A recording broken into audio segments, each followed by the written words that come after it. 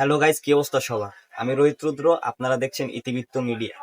আজকে আমরা কথা বলবো ইন্দোনেশিয়ার ঐতিহ্যবাহী একটি প্রথার নাম, যার নাম হলো মানেন, এবং কি এই প্রথাটি পালন করে তোরাজা নামক এক সম্প্রদায়।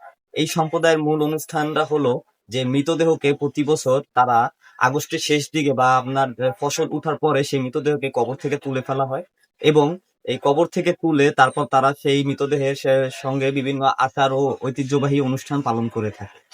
এই তুলাদা সম্প্রদায়ের বিশ্বাস যে এই মৃতদেহগুলো তুলে তারা তাদের সম্পত্তি এবং তাদের সবকিছু সাফল্য তাদের সামনে প্রকাশ করে, যার মাধ্যমে স্বর্গীয় সেই আত্মা তাদের আশীর্বাদ করে।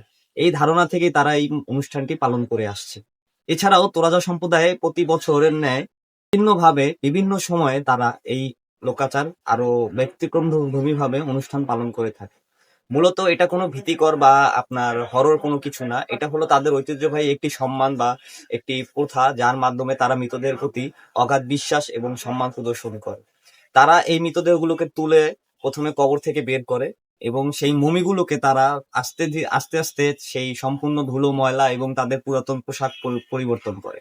নতুন পোশাক পরানোর পরে বিভিন্ন আচার লোকগাথা এবং অনুষ্ঠানের মাধ্যমে সেই সব মৃতদেহকে তাদের সম্পত্তি, তাদের ফসল এবং তাদের সাফল্য সব ঘুরে ঘুরে দেখানোর পরে তারা নৃত্য এবং বিভিন্ন আচার অনুষ্ঠান পালনের পরে সেই মৃতদেহগুলোকে আবার তারা সসম্মানে কফিনে ভরে সেই কবরে রেখে আসে। এবং কি এই মৃতদেহগুলো কখনোই নষ্ট হয় না।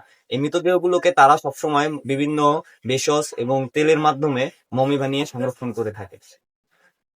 আজকে আমাদের এই প্রথম ভিডিওতে আসলে আমার স্টুডিওটা এখনো তৈরি হয় নাই, সেজন্য আর কি এখানে বসে আমি ভিডিওটা সম্পূর্ণ কমপ্লিট করতে হচ্ছে। হ্যাঁ, যার কারণে আমি খুবই দুঃখিত। ইন্দোনেশিয়ার এইসব এরকম ব্যতিক্রমধর্মী প্রথা আজ থেকে নয়, এটা শুধু প্রাচীনকাল থেকেই তারা পালন করে আসছে, এবং বর্তমান সময়ের সাথে তাল মিলিয়ে চলার পরেও এই সম্প্রদায় তারা এখনো এই অনুষ্ঠানটি মনে প্রাণে বিশ্বাসের সাথে পালন করে থাকে।